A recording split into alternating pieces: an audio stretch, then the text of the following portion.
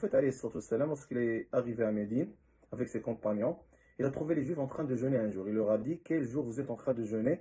Ils ont dit, on jeûne un jour où Allah Azza wa Jal a sauvé Moussa et son peuple. Alors on le jeûne pour exprimer notre reconnaissance envers Allah Azza wa Jal pour ce bienfait. Le prophète, alayhi salatu wassalam, il a dit, nous sommes plus dignes que vous pour se réclamer à Moussa alayhi salam. Donc il a donné l'ordre aux compagnons de le jeûner. Donc c'est-à-dire que le jour de Ashura au début a été obligatoire de le jeûner. Puis il a été abrogé par le jeûne du mois de Ramadan. Puis le prophète alayhi salam a dit, certes le jour de Ashura est un jour parmi les jours d'Allah, qui veut parmi vous le jeûne et qui le jeûne, qui veut abandonner son jeûne, qu'il le fasse. Donc le jeûne du jour de Ashura n'est plus obligatoire. Mais il est jeûne surrogatoire, c'est-à-dire qu'il y a de la récompense derrière son jeûne.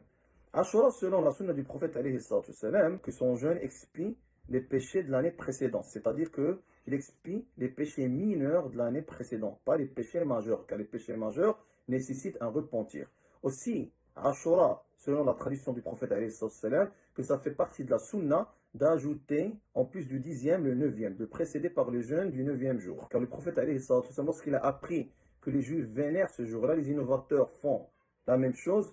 Donc le prophète alayhi salam était quelqu'un qui aime être indifférent des mécréants. Donc il a dit, si je vais vivre pour l'année prochaine, je vais ajouter le 9e. Puis Allah Azza wa Jal a destiné pour lui qu'il va mourir avant cela. Mais le hadith a été clair, s'il va vivre pour l'année prochaine, il va le jeûner. Donc la sunna, c'est de jeûner le 9e et le 10e. Si la personne ne peut pas, il veut se contenter sur le 10e, il n'y a pas de problème. Mais la sunna, c'est mieux de jeûner le 9e et le 10e. Et comme vous savez les frères, que aussi le 10e jour du mois de Muharram, qui est Ashura, il fait partie d'un mois sacré, qui est Muharram, qui fait partie des 4 mois sacrés. Et les 4 mois sacrés sont Dhil Qa'da, Dhil Hijja, Muharram et Rajab.